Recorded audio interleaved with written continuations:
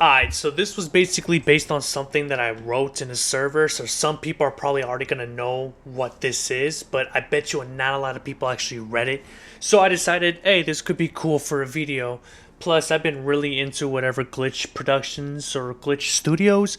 Yeah, Glitch Studios. I've been interested in what they've been up to lately with all the stuff coming out, because I'm gonna be real with you, man. When it comes to like animation from the West and animation from the East, and I'm talking about Japan specifically, I don't know, man. The stuff that's coming out these days, I can't really put my finger on it. I just don't vibe with it as much. But I have been vibing with the stuff coming out from Glitch Studios because it just feels different. And plus, it's like, it kind of reminds me of like when Avengers kind of came out, you know, like the series, like back in like 2010s and stuff, where everybody was talking about it, you know, like every time a new episode came out, it felt like an event. So it's just really been really hype to really watch what Glitch Studios has been offering, as well as like the series that they've been sort of pushing the most, which has been The Amazing Digital Circus. So during that time, how many episodes have they had at this point? Fuck. Alright, it looks like 6 episodes. So ever since, like, well, as of making this video, it's been 6 episodes. And since then, a lot of people have been making theories as to, oh, how is it going to end? You know, what's going to go down? And like, oh, what does this all mean? Because, I mean, let's be real. The way that the whole story has been set up, it's kind of made everyone think, all right, why did they do that? Why do they have that expression? Then later down the road, it sort of all connects, you know, like the small Easter eggs, which I can go down the rabbit hole about all the stuff that I found myself that I don't think anybody else has approached, but I don't want to make this video too long because I have a feeling that the time-lapse video that I'm using is not going to be able to stretch that much. Bear with me. Anyways, ever since then though, a lot of people have had like theories about what could go on with, you know, the Amazing Digital Circus, like with the whole Cain and Abel theory, the idea that Kinger might be a developer and he somehow is just pretending to forget so that they don't erase his memories, because, you know, apparently there's been obvious signs that Cain can mess with people's memories. Again, so many theories and everybody had their own conclusion. One that I have come to that I haven't seen other people make is that this whole thing has a lot to do with capitalism. I feel like I got that notion after I saw the episode where they work at a fast food joint, and it was just too eerily close to like the typical experience of like a fast food place. You know, you had that one guy that was always looking at the clock, the one that actually just shut up and did their job, the one that always got high at work. Like, they sort of like listed the type of people, and I was just like, wait a second. What if the Amazing Digital Circus was just one big satirical allegory for capitalism and how it affects the participants in that system, you know? And every one of the characters was like an archetype of an individual that just has to fit into this system, you know? That was my idea. And then I started going down the rabbit hole, so I started listing down every single archetype of each character and what they represented. So I made a list of it that I'm gonna point out now. I guess we can go with the obvious, which is Cain, which Cain is supposed to represent the capitalist system. I guess the late stage of it. And it's kind of funny when you consider Cain's design, being that he only has eyes and a mouth, which, if you want to really like dig deep into it and like put on a tin hat, I guess you could say that he's like, the eyes are supposed to represent like a surveillance state where he has this all-seeing eyes always watching you, which he actually mentioned himself. And like having a mouthpiece, you know, because they just go on and on talking about, oh, we're gonna do this and we're gonna do that, we're gonna do this adventure and that adventure, and hey, I don't want you to see what's going on, you know.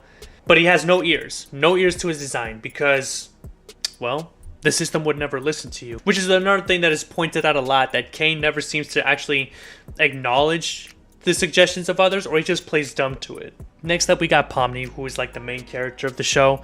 I want to see her as like the point of view of like the audience, but I also want to see her as like, she's supposed to represent people who come into the system for the first time, who have to adapt, you know.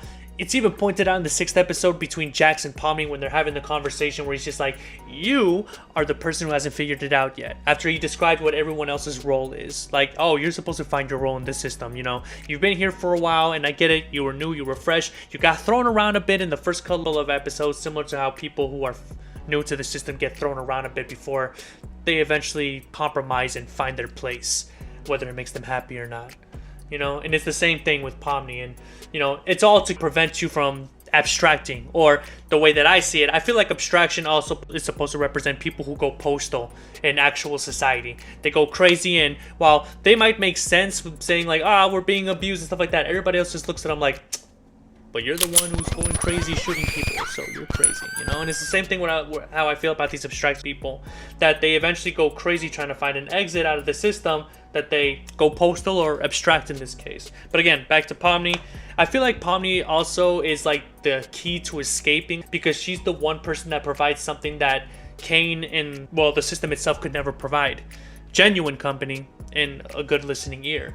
Up next is Jax. Now, Jax, to me, he represents those like male conservative red pill types online who like never take anything actually seriously, so they can justify their bullying onto others like Jax does to Gangle. Similar to like, you know, like I don't know, if you get on Discord sometimes and you know you're like chilling with a bunch of people, then a guy comes in talking about, oh, you know, don't deserve rights, or people are the of this, your immigration and that, and you start arguing with them, and at some point when they can't argue anything else anymore, they're like, you know what, it's not that deep, bro. I was just making jokes. It's not that serious. You know those types. You know those types, bro. Just bitch made. And he doesn't see others as people, just like how red pillars only generalize and use statistics to dehumanize demographics.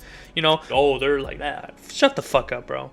Jax even talks about how, oh, we're all cogs in the system in like the 6th episode when he's having that conversation with Pomni, you know, after shooting guns, and how everyone just needs to find their defined roles, just like how this demographic of red pillars always believes in like traditional set roles that everyone needs to follow, and like still, and in the end of the day, they still don't even follow those rules. They're always talking about tradition, being traditional, but then you look at the guys who represent these movements and they're doing the exact opposite. They don't even follow the rules that they want to enact in others. And Jax does the exact same thing. He's like, we all gotta follow the rules, but then he constantly breaks the rules of the game by doing like violent acts. Oh, like when he called shotgun in the 2nd episode and like pushed Pomni out the truck, and in other cases where he would set off a bomb or he would hurt another character. Again, him as well as people who represent him are individuals that they'll set rules, but then obviously break them, because at the end of the day, it's really just them trying to justify whatever reason they need in order to enact chaos and violence, because deep down inside, they're just hurt. And of course, this was also shown in the 6th episode. Again, the 6th episode was like, I felt like a huge character development to reveal more of like what was going on behind him. And I'm just saying, those guys that be saying that Jax as a character is cringy because he acts too much like an edgelord, you should probably look in the mirror. Zubul. This one, I feel like it was kind of obvious after the bar scene in I think the 5th episode. I feel like she's like representative of the LGBT and the disenfranchised. Zubul mentions a lot how she kind of worked multiple jobs, and also told Cain how no matter how many parts she gets, she never feels complete, which I felt like was hugely like symbolic of like trans people, but as well as people who are too much of an outsider to society. They never really found a place to fit in. And this has been something that has been prevalent of a message within that community that is constantly misrepresented in so many films and TV, who just don't understand that idea of being the outside looking in. And the fact that they managed to represent it pretty well with this character was something I could respect. But yeah, people in her demographic take longer to figure themselves out. Zubul has also been the only one who has talked back to Cain on multiple occasions, and has also been the one, besides Kinger, to actually refuse to do some of the actual adventures. Plus, she's always the one that speaks up for others, like Gangle, who can't always defend themselves, who I'm going to talk about soon. And in the end, just like what Zubul said to Cain, as well as to like everyone else in the show, it's like all she wants is just the ability to have sex and to be left alone.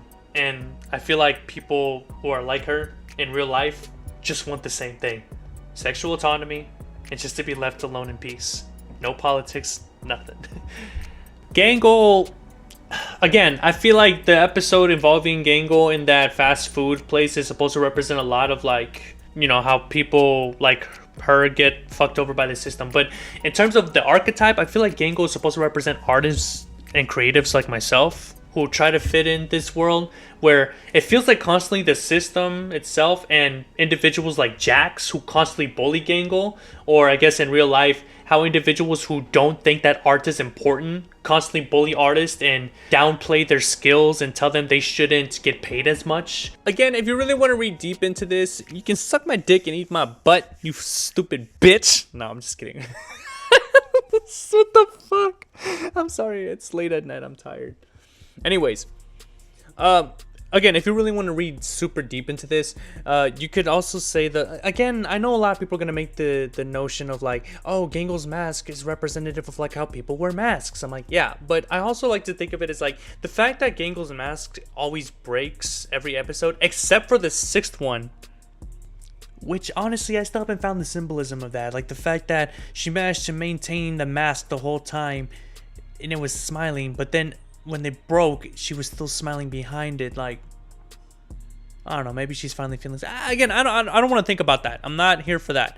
But I just like to think that like the whole her mask breaking almost every episode is like the idea that like, oh, just like how an artist suffers a lot of times, they'll have these small moments of happiness that keeps them going, only to go right back to feeling like shit, especially when algorithms make us feel like shit constantly, dude. Like you can be doing your best, like drawing and everything, and then you have to face the real world and it spits in your face, and then you're right back to just being like, fuck my life, man. Shit, is it? I wonder why I'm on. And I feel like people like Gangle just like, they want to just follow their dreams and do their hobbies, but they have to constantly be in these adventures. And you notice that Gangle is constantly being thrown, like having their mask broken, especially by people like Jax. But sometimes it's not even Jax's fault. Sometimes Gangle is just in a bad predicament and it just upsets them and stuff. But again, I can't really say much about Gangle because I haven't seen enough. Like I feel like there hasn't been an episode that has really delved deep into them. Like, yeah, the fast food one was there, but it's like I don't know. Like again, I couldn't really make the comparison with Gangle other than that she represents artists. It seems like anime is like the biggest thing that is, you know, again, they mentioned it with the bar scene, with the fast food scene, all that stuff. Like that, it's like she's super into art. And again, I feel like it's supposed to mean something, but I don't have it yet. Ragatha, I feel, definitely is supposed to represent gifted overachievers. You know, those kids that grew up being told, oh, you're special, this and that, and oh, you're going to do great things. And then they immediately put pressure on themselves to always achieve and push forward. This can definitely go to like any kid that had like those parents that pushed them. You know the types. Those who grew up with like generational trauma and kind of never really sorted it out because they just focused on just always doing more and more for others and not for themselves, you know. And people like her try to just keep an image going, try to always be there for others for the sake of themselves and for peace, but they're always the ones that get hurt trying to make something work that just doesn't work. So just like Ragatha, they get thrown around, they get hurt in every adventure. And just like Ragatha in the softball episode, they might just one day blow up. Like, what? You said that it's okay to be mad sometimes, like, and then it starts to make people question, like, oh, you actually genuine? It's just like, I am genuine, but fuck, I'm at my limit. And I feel like there's been plenty of people who try to play nice for years and years, but when there's nobody there for them, they just crack one day, or even worse, they disappear, you know. And sometimes I feel like people forget that those who smile the most have a lot of issues, and I think Ragatha has definitely been exposing that. Of course, I feel like she also is, yeah, I feel like she's just supposed to represent people who run themselves ragged. Come on, that was good, kill me. Lastly, we got Kinger. Now I know Kinger, a lot of people are already making the assumption that he's like supposed to be the developer and that Cain is the system he developed, but I want to see that in terms of, in this analogy, that he represents like the older generation. And you know, like how, just like how the older generation helped create the system that is now hurting everybody else, Kinger kind of accidentally created a system that is trapping everybody else in it, and now he's the guy that sort of has like the answers to how to solve it. But I feel like the whole him forgetting it, a lot of people say that he's pretending to so that his memories don't get wiped, but I also like to see it as like the older generation forgetting how they got here. You know, like, damn, how did we get to this point of the system being this fucking corrupt and fucked up? I don't know. I'm just gonna either pretend that I don't know, so I don't feel guilty, or I actually don't remember because I'm too old. And it's been so long. But oh, I also kind of found it funny that like Kinger was the one that sort of like the only time he didn't participate in an adventure was in the fast food one. And I like to make that comparison to the older generation, as in they don't have to do that job anymore because they can retire, you know? But they still want to do all the fun adventures, just not the work. I don't know. Again, it's like it's a stupid comparison to make. This just like, okay, but what does that mean? Nothing. Okay, so it doesn't work. It falls flat on its ass. But again, I think also like Kinger being in the dark, having him being more conscious of everything, it's also like supposed to represent like in the darkest of times, it's okay to rely on the older generation for some words of wisdom. Because even though they might have been sort of partly responsible for letting the system happen as they did, they still are older, so they know more about life, so they might sometimes have the answers that you need. And that's my conclusion to it all. Honestly, I actually believe in this theory a little bit, mainly because just given like how Glitch has already made Knights of Guinevere, which is a criticism of like Disney and stuff like that, I wouldn't put it past them if this was also a criticism of like the system as well. You know, just given how like there's just so many dots that I connected with their behaviors and stuff like that. And of course, even if it wasn't capitalism, if you remove that, a lot of people already made the connection that this story is about like people's relationships with one another in the game. Again, I just feel like the way that the story is set up has to be representative of like individuals in the system. When you have a story that involves individuals trapped in a place and they have to sort of learn to live with each other, I feel like every story about that, from Lord of the Flies, Saw, The Cube, fucking any movie that involves people trapped in an elevator for some reason, which happens to be like 3 or 4 films, it's always about the human condition under a corrupt society or some bullshit, you know? It's always about society. Fuck, you can even take the Mouse Utopia, you know, which everyone likes to use to talk about society is gonna fall. This is why the West is fallen, because I got a boner because I watched a femboy pop his pussy in 3D. What was I talking about again? Right. The Amazing Digital Circus is a beautiful animated show. You should definitely watch it. Be sure to support Glitch Studios, and be sure to support us if we ever become a studio, which I doubt, because we're probably gonna just be a crew and that's it. I don't know, honestly. I'm just doing this shit for funsies now, you know? I just want to get really good at making cartoons, and I don't know what the end goal is. I don't know, maybe I'll say something someday. Fuck you. Goodbye.